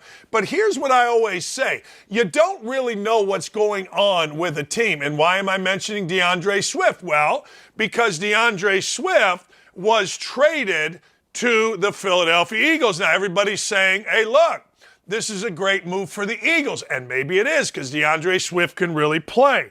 But what it really does now, is it gives you a little insight to what's real in the draft. And what's real in the draft is guys like me or Mel Kiper or whomever don't really know what's going on inside of a team. One of the reasons the Detroit Lions were criticized for picking 12th a running back is because they had Swift. Well, they knew they weren't going to keep Swift. There must be something within Dan Campbell's operation and Swift's operation that don't fit. See, that's why I always tell you, there is always a backstory to things. People so quickly want to jump up and criticize. And nobody's going to say, wait a second here. You know what? I see now. I see it. I see why, Jamar Gibbs was drafted 12th. I see it. I do. And, ladies and gentlemen, I meant to get to this the other day. I didn't. I will now. Tennessee, you got one of the great families when you got Peter Skronsky. Peter Skronsky's dad, Bob, played for the Green Bay Packers. Bob Skronsky played at Indiana University as a lineman. He played on the great Packer teams, Fuzzy Thurston, Bart Starr, all that kind of stuff. And I got to know Bob Skronsky. What a great guy. I got to know his kids, Patty and Steve, both of whom went to Indiana. Steve was in law school with my brother. Patty was my age, and she went to IU. And they are great people. Not good people, great people. And Peter Skronsky is, I guess, going to replace Tyler Lewin as the left tackle of the Tennessee Titans, protecting either Tannehill, Will Levis, Malik Willis, I don't know, somebody. He's going to protect somebody. But you got quality, oh my God, the toughest, best family you could possibly imagine. Just great people. Bob Skronsky died of Alzheimer's a few years ago, and the only thing that could get a man like Bob Skronsky would be a disease like Alzheimer's. That dude wasn't dying from just anything. That dude was tough personified. He ended up being CEO of companies and just doing unbelievable stuff. In fact, even though he played and won Super Bowls, my man here did more in the business world, and that's what a lot of guys did on those Green Bay Packer teams. You see Peter right here, and Peter talked about how his grandfather and what his grandfather meant to him and the relationship that he had, which tells me this dude, if he stays healthy, is an absolute great pick for the Tennessee Titans. And it's going to be one of those Anthony Costanzo type guys where you plug him in at left tackle. Maybe he becomes an all-pro. Maybe he doesn't. I don't know. A lot of that is subjective. Maybe whatever, but you're going to have a guy that you're never going to have to worry about playing left tackle. That I can guarantee you. I don't know Peter Skronsky, but I'm telling you right now, and you see my guy Dillon and my guy Ryan putting it up there, that frickin' family is awesome. Not kind of, sort of, maybe awesome. I mean awesome. Fantastic. Period. All right. Back to the NBA before we go to break and pick up with Sean Merriman. Look, here's the deal. I want to go back to Dillon Brooks. Dillon Brooks and the Memphis Grizzlies became completely unlikable. And if you know anything about him, what you know is Dillon Brooks has a big mouth and Ja Morant's a child. Ja Morant acted like a child leaving the arena. Ja Morant can't help himself. He is a child.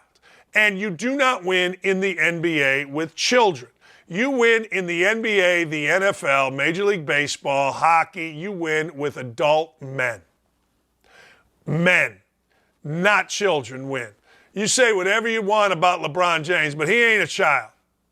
He had a great thing after the game. He said something in its lyrics from a song. He said, if you ever see me in a fight with a grizzly, go help the bear. It's pretty good. No, it's really good. Because LeBron James did what adult men do. He didn't get involved, didn't mention Dillon Brooks by name, which is a way of criticizing Dillon Brooks, and I love it. And he went out there and beat his ass. I mean, what do you want me to tell you? That's it. That's what adult men do. They don't dance around after losses. They don't show up at clubs with guns. They just show up, win games, kick people's you-know-whats, and do their thing. So you got two of the best adults, actually more than that. You've got three of the best adults and a couple children in the next Lakers-Warriors game. LeBron, Klay Thompson, and Steph Curry, absolute adults. Kevon Looney, absolute adults. Looney, 11 points, 21 rebounds. Draymond Green's over here trying to be a thing. But that's what you got. So I can't wait to watch. Whether you like the NBA or not, whether you think the ratings are crap, whatever you think, I absolutely cannot wait to watch the NBA playoff series between the Lakers and the Warriors, period. You know, I have no interest in Philadelphia and Boston, although I like Brad Stevens. Joel Embiid's hurt. James Harden's a pain. I don't like watching him play. I don't know why I'm talking out of the side of my mouth, but what the hell. And oh, by the way, we got to get Benetti on this week. The White Sox won a game. White Sox, 10 in a row, they lost. They're a mess. Everybody's criticizing everything. The thing seems, and they won yesterday. So, yay, rah, go fight, win. White Sox. We'll be right back.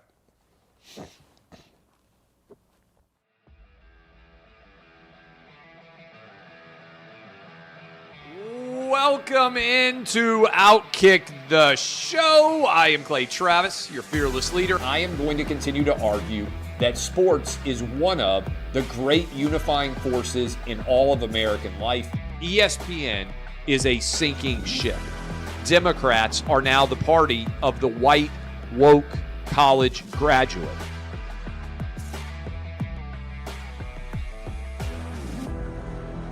We live in a land of participation trophies. You gotta lean into the turns.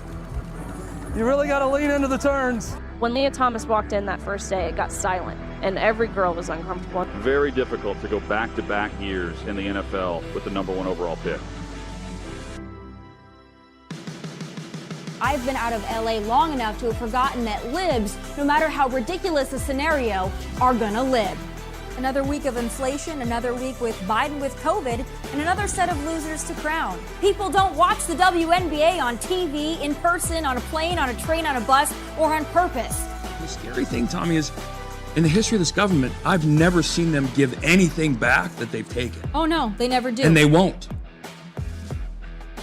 We've seen coaches throw water bottles. We've seen coaches act like idiots. We've seen coaches slap other coaches. But I think if you're involved in carjacking, you're inherently a rotten human being. The level of stupid that sometimes gets on our YouTube chat just gives me a headache. You're born a male, play with males. You're born a female, play with females. Don't at me about it, people. I believe this person is the greatest player anybody alive will ever see. How can you hate Derek Jeter? a guy's on base percentage tells me his batting eye, and a guy's slugging percentage tells me if he's a threat. That's the kind of guy that throws a no-hitter, that effectively wild guy.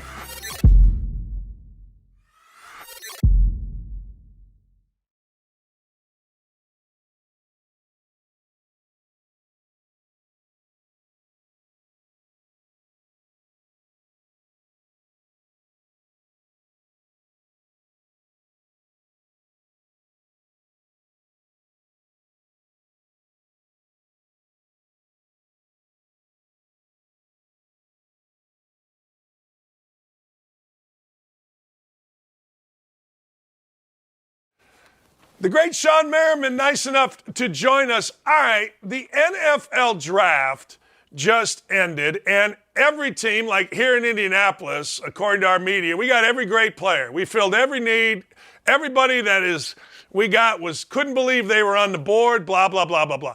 Now you got to go about proving yourself. Walk me through as a rookie, walking into OTAs or walking into training camp. What's the mindset? You know, for these guys, they got no offseason, right? I remember that first year from, going to the combine. You got 3 days there training for the combine, and now you're walking right into rookie mini camps, OTAs, and then right to training camp.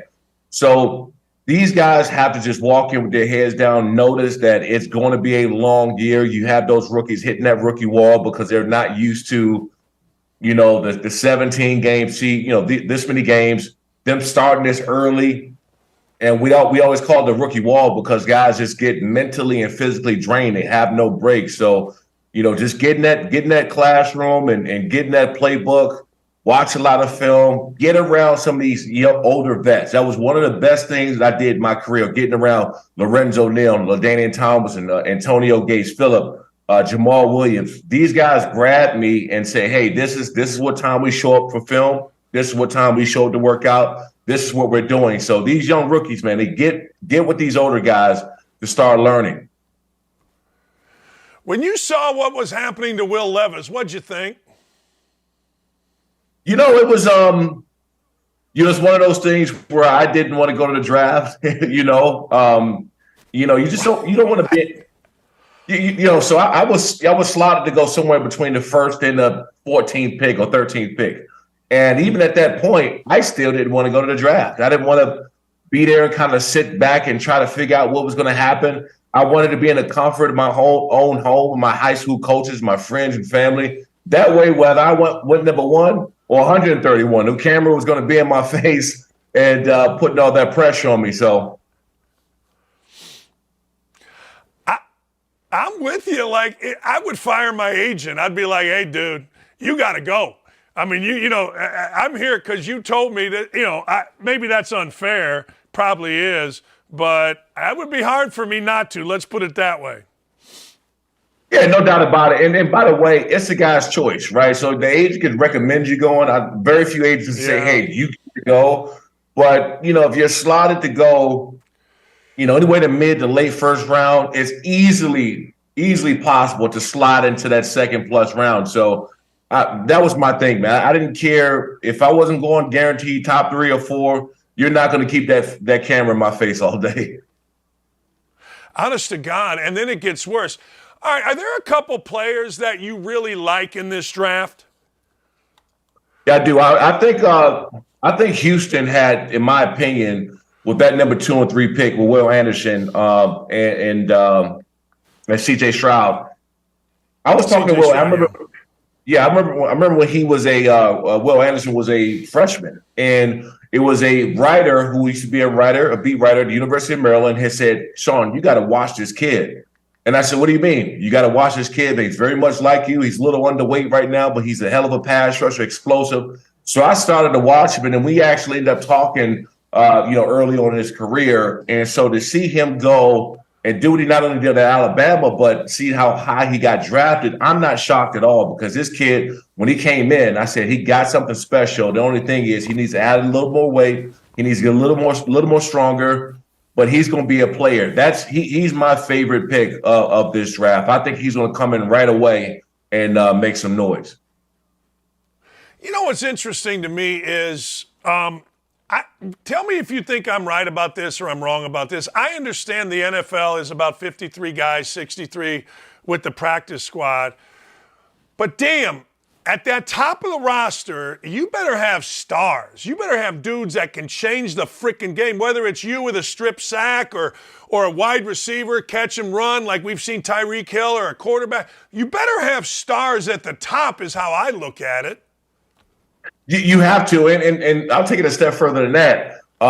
There's only a handful of guys that's going to come in and be able to take over a game, right? And you're looking at these top 10, top 15 guys, top 20 guys maybe, but you have to come in and get somebody on the field when you're drafting this high to go and make an impact immediately. So that's why you see quarterbacks, Richardson that went to the Colts, C.J. Stroud, Bryce, all these guys. You get the guys who can change your organization immediately. Guess the next person who can change your organization immediately, a top pass rusher. So that you start to see these guys going early. So you're right. You have to have these guys that can walk in the game and take over right now, because when you're drafted that high, let me tell you, ain't no sitting on the bench. Right? Ain't no, let me get this guy ready and sit back so we can no. We're putting you on the field because we need you to make a difference right now. Yeah, it's interesting. I'm here in Indianapolis. Everybody's excited about Richardson, but it's a little bit tempered because of what you just said. The media here is saying that he's great. The national media, I just had Mike Martz on saying, you know what, man? He's going to have to really, really, really, really work before he becomes an NFL passer, and he's the fourth pick, so people expect him to play, no? No, absolutely. There are some parts of his game that he's not on the same level as Bryce. He's not on the same level as C.J. Stroud when it comes to being NFL-ready quarterback. But let me tell you, with this system and everything that's going on now, guys like him who can throw the ball, strong arm, I mean, his accuracy is – you can talk a little bit about that. Strong arm, can run the ball. And normally guys that get drafted this early that you're going to put on the field, they got to do two things. They got to be an excellent passer, or they got to make plays, with their legs and be able to get outside the pocket, because it's going to be a learning curve when you don't understand something. Some of these guys might have to tuck the ball and run a few times to get a first down. I mean, quarterback from Chicago, he's one. He has a great arm. But let me tell you, the second he starts to panic or get into a bad situation, he is going to make plays with his legs. So I don't necessarily look at that as a bad pick. I think that they're just comparing it to the other NFL-ready quarterbacks who can step on the field and make a big play right now. Mike Tyson had the greatest saying ever, where everybody has a plan until they get punched in the mouth. It's like my favorite. So when a quarterback runs, it's the quarterback. I'm guessing your mindset is, I'm going to knock this guy as freaking hard as I possibly can. Yeah, no doubt about it. You want to get as many shots on these guys as you can when they're runners.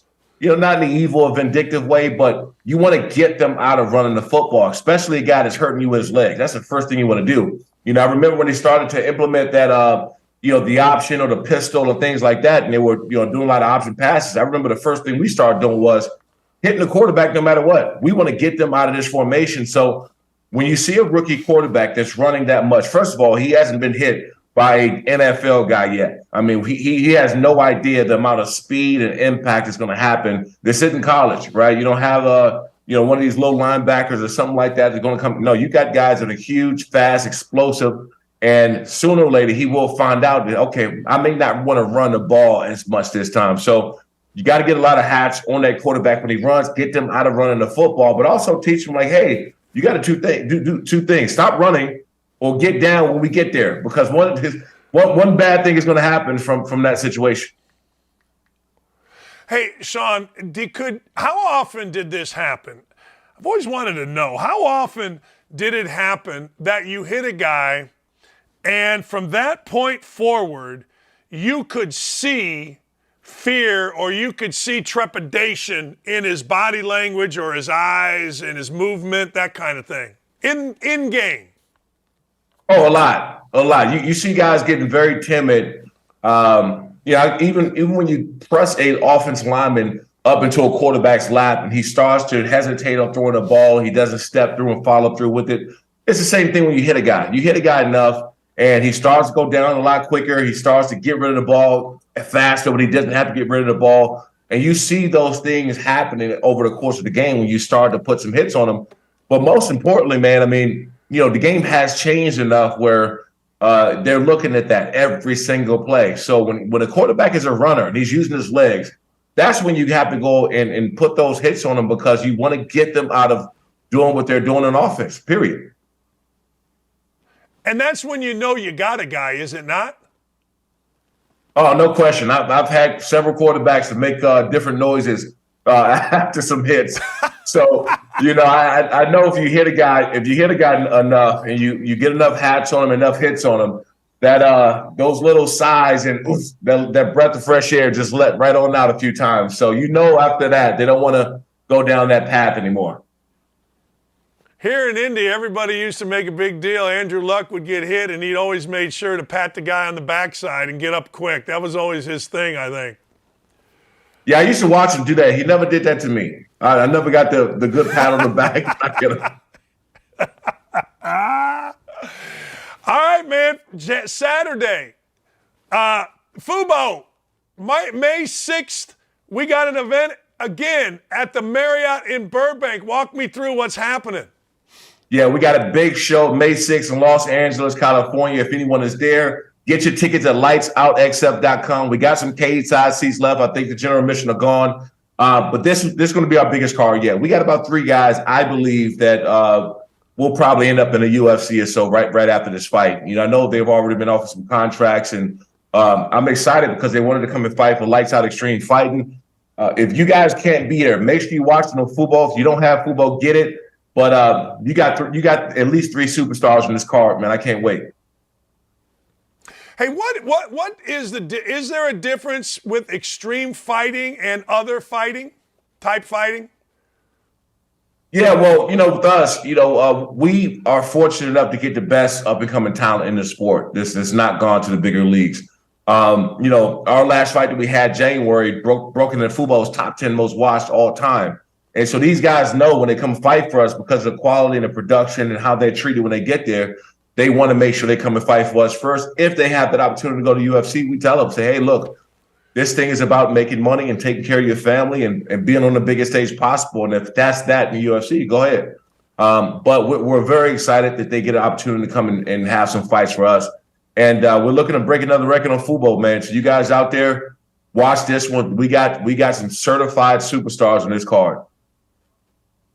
Hey, last thing before I let you go. As the guy running the show, when do you I'm guessing after the last patron has left the Marriott is when you can finally breathe, right? Yeah, not till that last fight happens and the broadcast go off. I mean, for me, we got 1,000+ people coming in there. We're going to sell out probably 1,100 to 1,200 people. And then you got the production, TV trucks outside, and, obviously the sponsors and everything else. So I'm running around all over the place for those 4 hours. And then right after that last fight, they officially cut the cameras off is when I sit down, maybe even have a drink. I don't know, thinking about it. Yeah, a big-ass drink and a cigar. Appreciate you, Sean. Thank you, man. Thank you. You got it. Thanks for having me on. Hey, make sure you support Sean Merriman Lights Out. Go to Fubo, and it is this Saturday, May 6th. And it's fun. It's a lot of fun. It's not the biggest venue, which makes it even more fun, man. I mean, the TV, it shows up great on TV. It does. It shows up like, crowds in the NBA where it looks like everybody's on top of you, and the energy and the fighting is absolutely 1,000% first class. Sean Merriman, we thank him for coming on again. Does a great job with it, and he cares about it, and he makes sure that is absolutely run first class. So if you are in the Los Angeles area, Burbank, the Marriott is the place to go. Go to lightsout.com, and find it, and you will have a great time. I can promise you that. Lights Out, let me make sure I have this. Lights Out, I want to be so I don't screw this up. LightsOutXF.com. Lights Out XF. I'm going to say it like a human being. Lights Out XF.com. Jesus, you'd think I didn't even go to college. You'd think I didn't even go to school. I can't freaking read. All right, Dillon and Ryan, we got some, I don't know. We got some woke-a-dope clowns right now. We need some woke-a-dope clowns, right? And by the way, before we go woke-a-dope, hold it. Before we go woke-a-dope, shout out Harvard softball. That's right. So here's the deal. Harvard softball had to sweep Columbia this weekend at Harvard.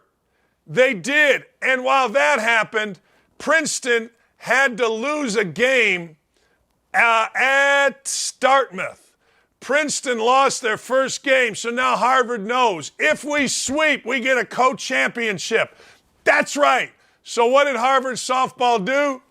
They swept, including an 11-1 Game 3 win at the cold and blustery, I don't know what it's called, Harvard softball field. And the great Tegan Shaw, the literal best defensive third baseman in college softball, made plays, got hits. And Megan Welsh, the stud from South Bend, Indiana, came up huge with a walk-off double in Game 2, a home run to tie it up in Game 2. What a weekend. We went to Felipe's. We had a couple margaritas with Lee.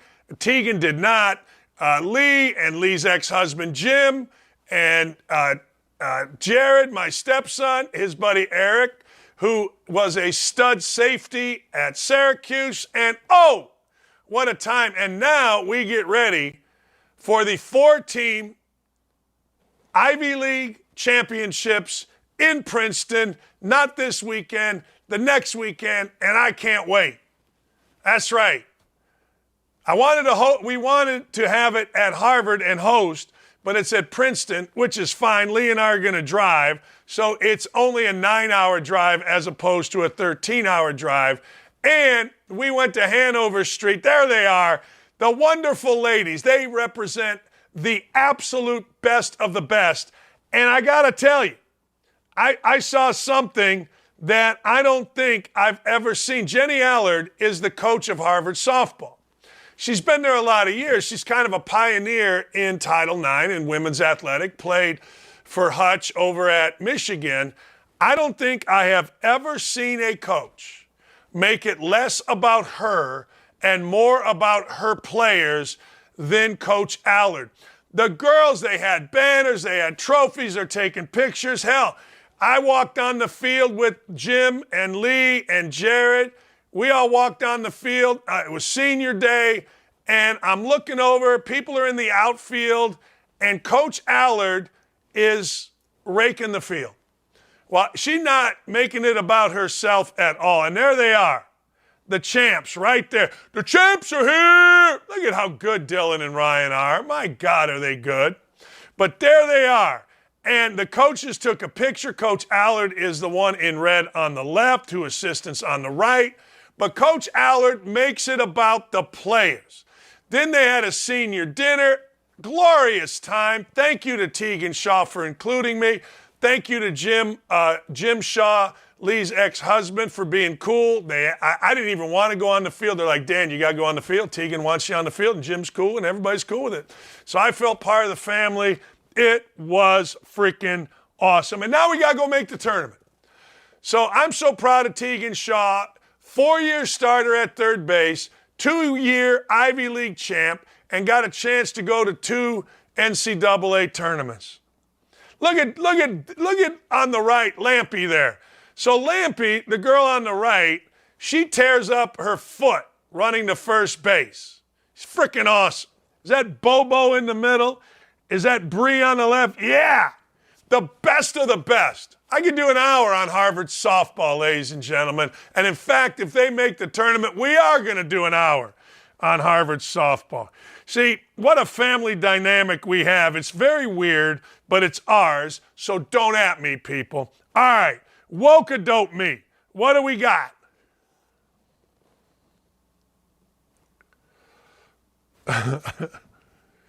Why don't ask yourself why children need to see drag. Ask yourself why drag. That's what I've been saying. That's exactly what I have been saying. Right there. Don't ask yourself why you don't want your kids to see a drag show. Ask yourself why an adult male would wake up in the morning, put on a fake rack, a G-string, a wig, makeup, and want to go dancing in front of kids. That is the smartest thing I have seen. Period. We have said this forever. What kind of pervert, what kind of pedophile wakes up in the morning? Now, there's a lot of things you can do in the morning, is there not? I think there is. There's a lot of things that you can do. You wake up, you go mow the grass, you wake up, maybe you watch TV all day, smoke weed, I don't know.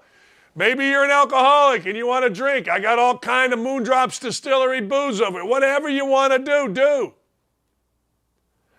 But what part of you wants to wake up, put on a rack, put on makeup, put on hair, a G-string, a short skirt, halter top, showing a big set, and next thing you know, you want to dance in front of kids? Walk me through that perverted brain. Walk me through that pedophile brain. Walk me through that.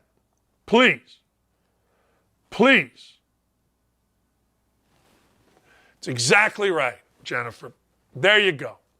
I've said this for years. Oddest thing that I have seen is this right here. All right, what's next? It's just weird to me. It's just really, really weird to me. A bill in Canada to criminalize misgendering, a bill in Ireland to send people to jail for possessing hateful material. The Biden Department of Justice is throwing a man in jail for posting memes back in 2016. What is happening to the West? Why is it criminal to say, hey, man, when man is a dude? Why? Why is it criminal for me to say I don't think transgender men should play against women? That's criminal? If that ever becomes criminal, we may need to revolt here. We may need revolution number 2. I mean, how is saying that criminal? You know, the weirdness of the world that we're living in is the other day at the correspondence dinner where we are to celebrate free speech. Biden and others talked about with glee, Tucker Carlson losing his job. Now, I don't care whether Tucker Carlson loses his job. I said this before and I'll say this again. If you cost your company $800 and some million, you're probably going to lose your job. I think. I mean, unless you make $900 million, but even then, you're probably going to lose your job. So I don't care. But one thing I don't want squelched is free speech. I don't think that's right. Like AOC, whatever the hell her crazy ass self thinks, is that Fox News should be banned. Is that what, is this Russia 1978? Where are we here? Misgendering criminalized. People possessing hateful material. Here, is it hateful material to say, I love straight men? That's hateful. Is it like, I'm white? Is that hateful? The Department of Justice is throwing a man in jail for posting memes back in 2006. Why am I not surprised? You could tell me anything that the DOJ is doing, and I am going to tell you, yeah, I believe it. Yeah. On our YouTube chat, Rick Bungle says, hey, Dan, I think I am going to dress up. If I were in high school, I would dress up as a woman and play softball. Lee has told me this forever, that I need to identify as a woman. I'd be the best analyst, the most sought-after analyst in the country. Oh, man, that's an Adam's apple. This was a question about, on our YouTube chat, this was a question about what's going on with the throat of Brittney Griner. And what's going on with the throat of Brittney Griner, ladies and gentlemen, is pure Adam's apple. Pure, unadulterated Adam's apple. We got a Game 7 tonight, Rangers and Devils. That's going to be fun. Everybody says greatest thing ever, Game 7. I am going to watch that in the third period. I am. I'm going to watch that in the third period. I'm not going to watch the entire game. I'm not doing it. Congratulations, ladies and gentlemen. I don't know if you know this, but in all the hullabaloo of what was going on yesterday, did you know that the defending Stanley Cup champions got beat by the Kraken? Do you even know who the Kraken are? Do you even know why they're the Kraken? The Colorado Avalanche, who went 22-13-6 at home, got beat 2-1. All goals started in the second period.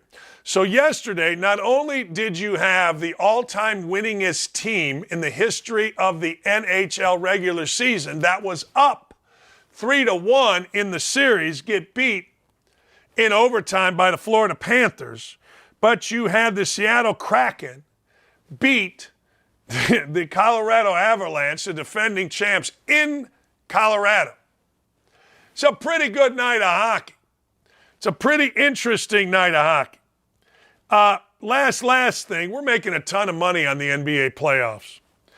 I think I was going to make $2,400 this month. The month is over, so on my DraftKings, it tells you what you've made this month.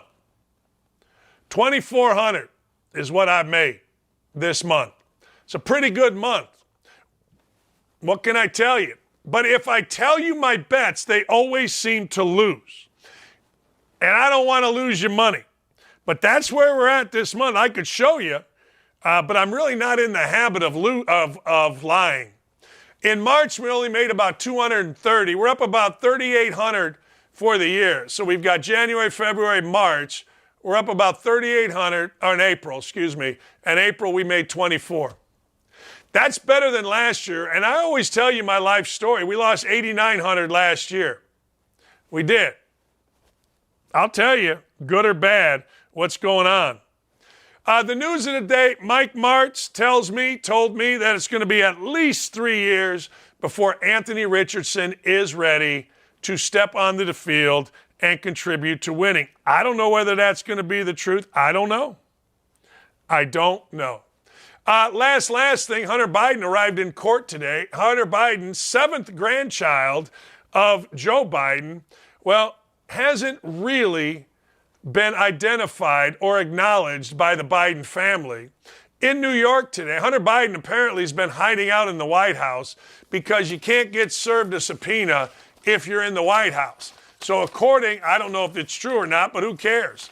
It's a good story, and I'll guarantee you it's more true than not. Hunter Biden got served. The New York Post showed that Hunter Biden arriving in court today to answer whether or not he is the father of a seventh grandchild through some woman that he met. And you know what? Joe Biden told us all that we all are supposed to raise everyone's kids, and how he has 6 grandkids, when in fact we shall find out if he has a number 7. Hey, coming up at 11:30, I am going to be on the Two Big Brains YouTube channel. Kent Sterling and I are going to break down just the Colts draft picks. If you would like to join us for Two Big Brains. What a great day today. Thank you, Aaron. Thank you, Davey. Thank you, mostly you two guys all day. Ryan and Dillon, you guys are unfreaking believable. Sitting right there in the Sixth Peabody, getting it done.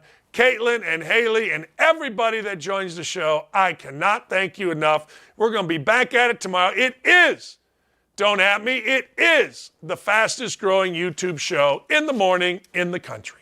See you tomorrow.